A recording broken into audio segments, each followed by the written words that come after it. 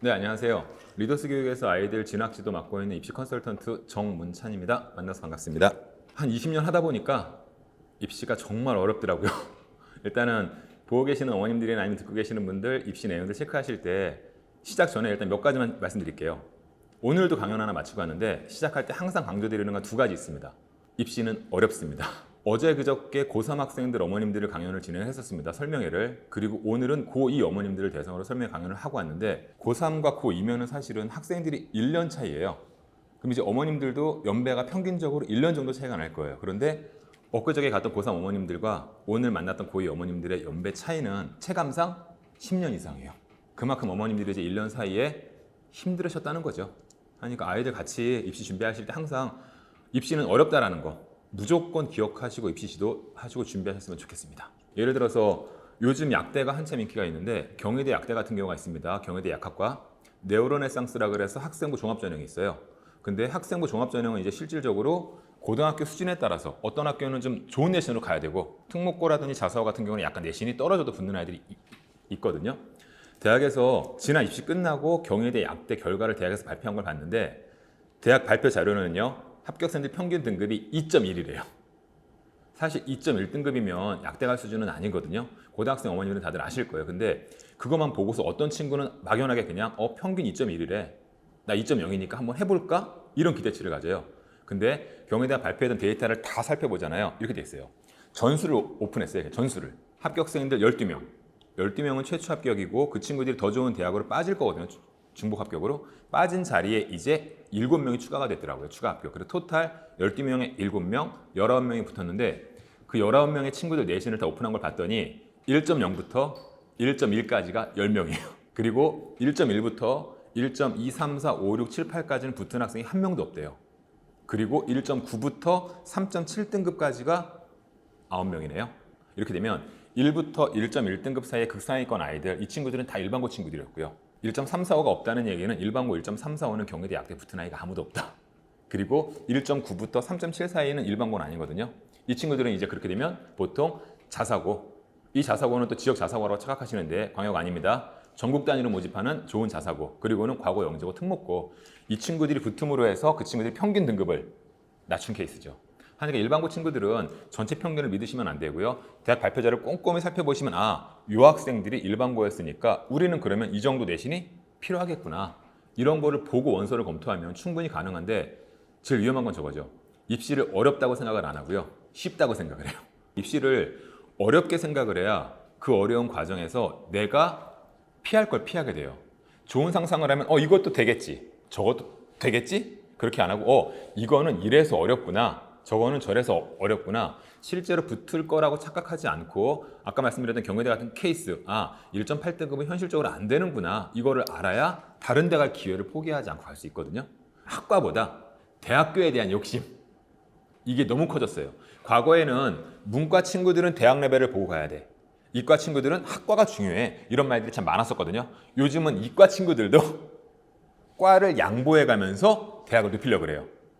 이런 상황이 자꾸 팽배해지니까 정시에 요즘 몇 년 사이에 두드러진 특징은요. 이렇게 됩니다. 학생들이 원서가 3개가 있습니다. 가군, 나군, 다군. 그 중에 이렇게 쓰는 거예요. A대학교 중간과 그리고 조금 낮은 대학교 좋은 과 이렇게 쓰는 게 일반적이잖아요. 근데 학생들이 대학을 높이고 싶은 욕심에 대학을 어떻게 해요? 한 단계 높게 써요. 대학을 높게 쓰면서 불안하니까 학과를 어떻게 해요? 낮춰요. 이 대학을 상향 지원하면서 학과를 낮췄습니다. 이게 떨어질지 모르니까 또 한 장은 아예 어떻게 했어요? 안정지원, 불안하니까. 그래서 하나는 대학을 높이고 학과를 낮춰요. 하나는 근데 학과를 아예 그냥 안정지원 빡 해버려요. 이렇게 되면 어떤 상황이 발생하는지 아세요? 낮은 과에 왕창 몰려요, 아이들이. 다. 성균관대 갈 수 있는 친구가 연고대 낮은 과를 지릅니다. 그리고 성대를 포기하고 중앙대로 낮춰요. 얘가 연고대를 떨어지겠죠? 그럼 얘는 성대를 갈 수 있는 친구인데 못 가잖아요. 중앙대를 가는 거예요. 중앙대를 가야 되는 친구는 걔 때문에 또 어떻게 되는 거예요? 또 낮춰져요. 그러니까 원서가 아이들이 옛날에는 계단식이었어요. 이렇게 예를 들어서요. A대학교에 좋은 과, 중간 과, 낮은 과. B대학교에 좋은 과, 중간 과. 요즘은 학생들이 이렇게 쓰더라고요. 중간과를 안 쓰고요. 좋은 대학교, 낮은 과로 넘어가요. 이걸 지르기 위해서 이쪽 대학은 과를 낮춰요. 그러니까 높은 과는 B고요. 낮은 과는 커트라인이 올라가요. 그러면은 높은 과는 자꾸자꾸 컷이 떨어지고 낮은 과는 올라가잖아요. 이런 배치표가 안 나오고요. 이런 배치표가 나와요. A대학교에 다 들어간 다음에 B대학교. 이게 없더라고요. 좋은 대학 중간과 갈래, 중간대학 좋은 과 갈래를 고민을 안 해요. 무조건 대학 하니까 제일 위험한 케이스가 저거 같아요. 낮은 과만 이렇게 쓰는 케이스. 차라리 저는 아예 낮은 과를 쓸 거라면 대학을 바꿔서 좋은 대학을 써라. 그냥. 좋은 과를 써라. 그리고 낮은 과 턱걸이 하려고 고민하지 말고 떨어질 각오를 해가면서 차라리 과를 좀 질러라. 이렇게 넓히는 친구들이 오히려 정시에서 더 좋은 결과 만들어지고요. 이렇게 안 높이고 이렇게 쓰는 애들 있잖아요. 자칫 잘못하면 세 개가 다 어떻게 될 수 있어요? 이게 제일 위험한 것 같아요. 그래서 뭐 대학을 욕심내는 건 좋습니다. 근데 대학을 욕심내려 과를 무작위로 낮추다가 그런 아이들 때문에 반수생이 또 늘어나요. 막상 가보니까 못 다니겠다는 거예요. 그럼 다시 합니다. 이러면 또 1년이 사라지는 거잖아요. 그래서 과에 대한 욕심은 조금 냈으면 좋겠고요. 대학을 한 단계 낮추더라도 충분히 과에 대한 욕심을 내고 괜찮은 과를 가면 기회는 많다. 이런 말을 꼭 해주고 싶고요. 보통 재수생은 대학을 못 갔을 때 재수하는 거잖아요. 근데 반수생들은 대학을 가놓고 다시 합니다. 통상적으로 반수생들이 보통 그동안은요. 서울대, 연대고대, 서성한 이런 주요 대학 아이들이 메디칼을 가기 위해 반수를 많이 했어요. 그런데 올해는 지금 그 반수 누가 하는지 아세요? 의대를 가기 위해 치대생들이 반수합니다. 한의대를 갔다가 아쉬움이 남는데 의대 정원 증가되니까 수능 한번 다시 볼까? 이런 친구들. 그래서 반수생들이 많이 들어올 거예요. 역사상. 근데 그 친구들이 예년 반수생보다 수준이 높다라는 거죠. 사실은. 이러다 보니까 그 친구들이 이제 본격적으로 공부를 시작할 거예요. 지금부터. 그러면 수능 커트라인은 높아지겠죠. 나 1등급 받을 거야. 이런 상상보다는 아이들이 조금 더 현실적인 친구들은 실제는 이거보다 어렵겠구나. 그걸 가지고 공부를 조금 더 많이 했으면 좋겠다는 게 제 생각입니다. 보통 30, 40대는 솔직히 말씀드릴게요. 30대가 넘어가면 쉽진 않아요. 보통 아이들이 장수생이라고 합니다. 어떤 친구? 중앙대 갔다가 반수해서 스카이 갔다가 성대 갔다가 반수해서 또 서울대 갔다가 이것도 싫어요. 다시 해서 메디칼로. 이런 식으로 하면은 3수, 4수, 5수 아니면 군대 갔다가 다시 하는 친구들 25, 6, 7살 친구들이 있어요. 근데 솔직히 3수, 4수까지 괜찮은데 장수생들은 메디칼에 최소한이 있고요. 30대, 40대는 사실은 쉽진 않거든요. 그런데 올해는 두려운 게 저거예요. 의대 정원 증가 때문에 아까 말씀드렸다시피 스카이 서성환에서 메디칼 가려고 반수하는 게 아니고요.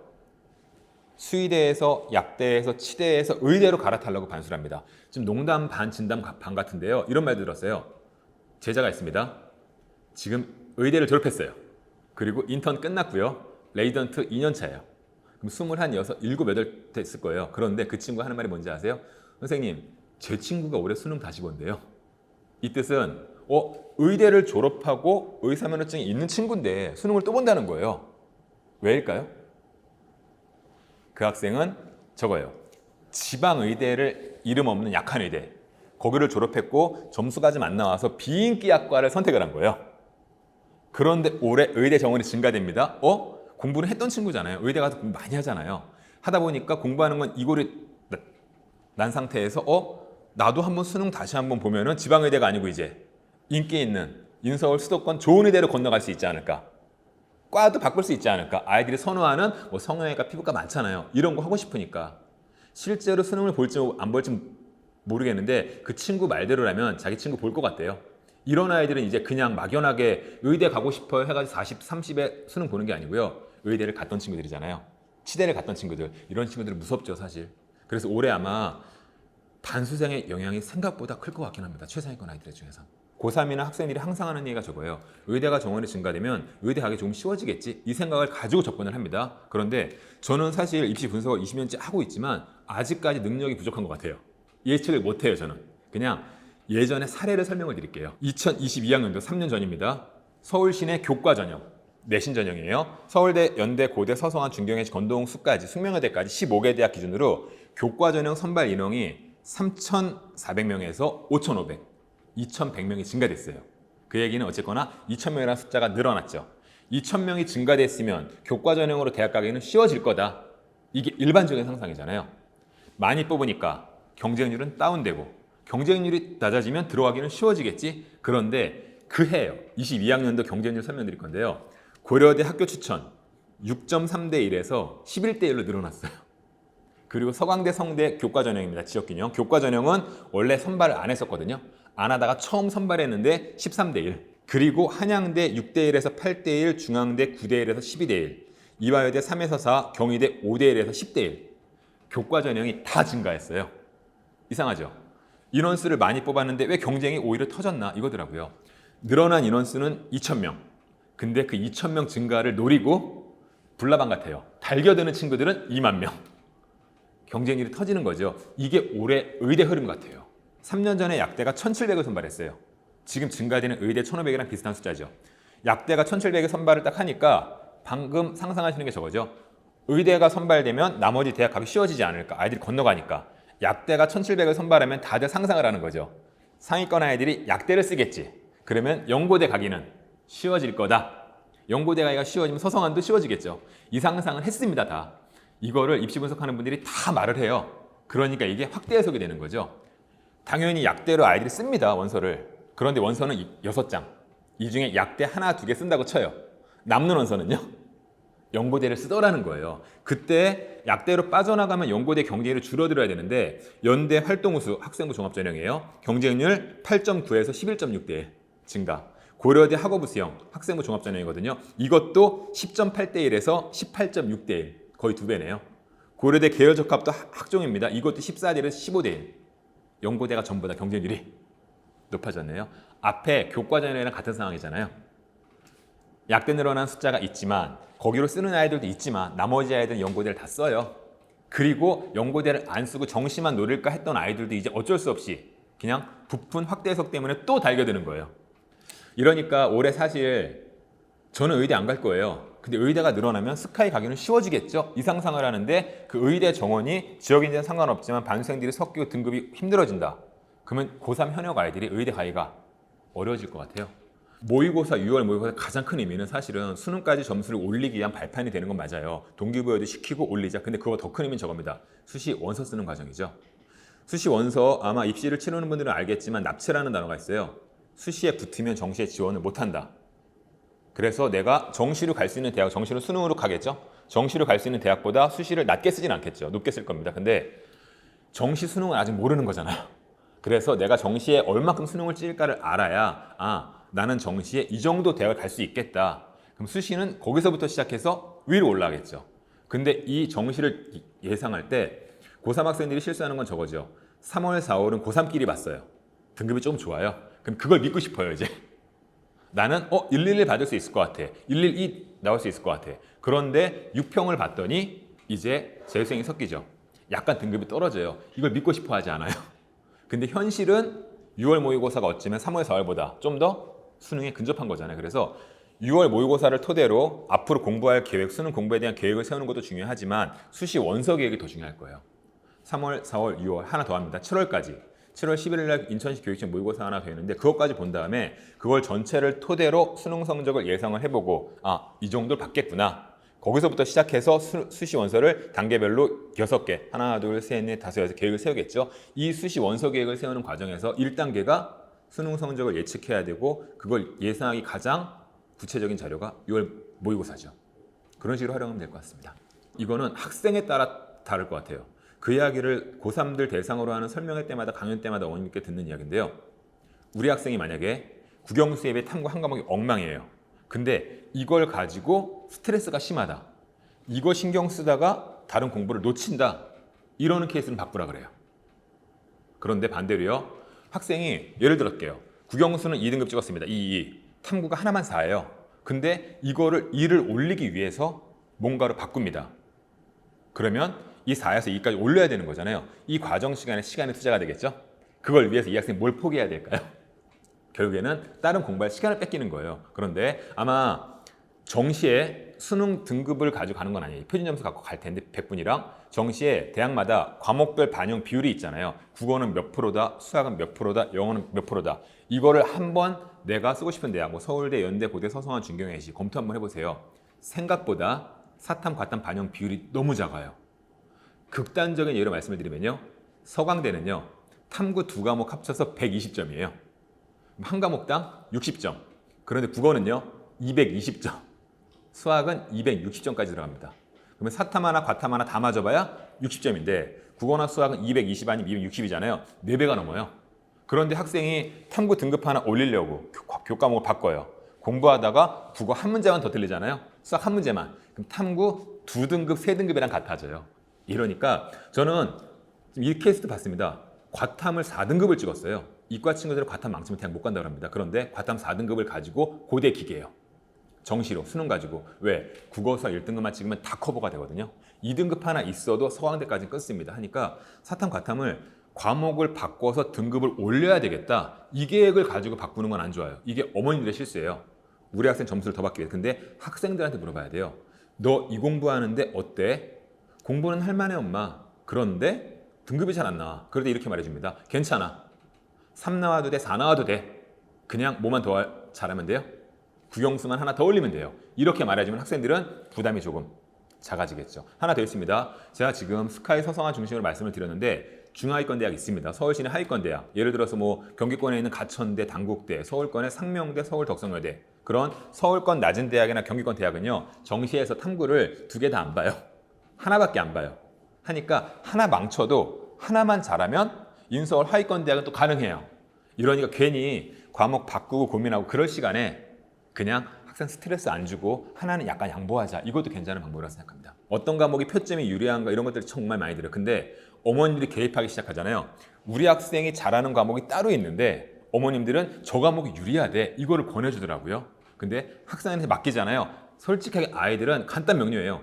내가 좋아하는 과목, 스트레스 안 받는 과목, 그런 과목을 하면 점수가 잘 나와요. 그걸 선택해야 돼요. 근데 가끔씩 내가 좋아하는 과목인데 성적이 안 나올 때 있어요. 괜찮다니까요. 그냥 두고 좋아하는 과목 스트레스 받지 말고 가자. 네 맘대로 해. 전 이게 정답 같아요. 자율전공 같은 경우는 한 10년 전으로 돌아가야 됩니다. 서울대, 연대, 고대 다 있었어요. 성균관대는 글로벌 리더라 그랬었고요. 서울대 자전은 아직까지 명목을 유지하고 있습니다. 연대 자전 몇 년 하다가 폐지했어요. 왜 폐지했냐면 이거예요. 자율전공으로 뽑아놨더니 아이들이 전공 공부를 이렇게 하는 게 아니고요. 그냥 전문직을 위한 로스쿨 행정고시를 위한 발판. 그런데 요즘 서울대 첨단융합부터 시작을 했죠. 그리고 서울 자전 원래 있고요. 나머지 대학들이 통합으로 묶고 있어요. 근데 취지는 좋아요. 서울대처럼. 서울대 자전. 네 스스로 전공을 선택해서 학과를 만들어라요. 이거는 전공을. 근데 그럴 능력이 없다. 부족하다. 저는 전공을 설계할 자신 없어. 그러면 전공을 2개 하라 그래요. 융합으로. 정말 좋은 취지입니다. 그런데 나머지 대학들이 과연 서울대 같은 그 자율전공의 성향을 끝까지 잘 만들 수 있을 것인가? 이럴 수도 있어요. 자율전공은 그냥 가고 싶은 과가 안 됐을 때 여기에 갔다가 거쳐가는 홍익대요. 홍익대 자율전공은 100% 그 케이스예요. 우리 캠퍼스 자율전공은 들어오면은 너희들은 진로를 너희가 과를 못 정한 애들은 들어와라. 그래서 미술로 가도 좋대요. 문과 친구들이 컴퓨터에도 좋고요. 이과 친구들이 디자인을 해도 좋아요. 이건 아예 그냥 그 케이스거든요. 전공을 못 정한 아이들한테 기회를 주는 것. 근데 나머지 대학들이 자율전공을 만들었을 때 과연 홍익대처럼 전공 탐색의 기회로 삼을 것인가? 아니면 서울대처럼 학문 융합을 할 것인가? 그 중간 기로에서 어떤 성격을 가져갈지는 저는 몇 년 지켜봐야 될 것 같아요. 실제로 원서 쓰는 아이들을 봤습니다. 서울대 기계전자를 갈 수 있는 친구들은 첨단 융합을 안 쓰더라고요. 그냥 기계전자를 갑니다. 근데 기계전자가 부담스러울 때 그때 턴하더라고요. 몇 년 지나서 자리매김이 되면 그때는 저도 많이 쓸 것 같아요. 지금은 아마 메이저 괜찮은 과를 자신 없는 아이들 아니면 저런 아이들은 갈 것 같아요. 문이과 정말 내가 공부했던 과에서 바꾸고 싶은 아이들 있잖아요. 그런 친구들한테는 도움이 될지 모르겠는데 조금 몇 년은 지켜보고 싶습니다. 저는. 네. 그리고 제가 설명회 강연 나가면 어머님들한테 많은 정보를 드리고 설명을 드리는 게 딱 하나예요.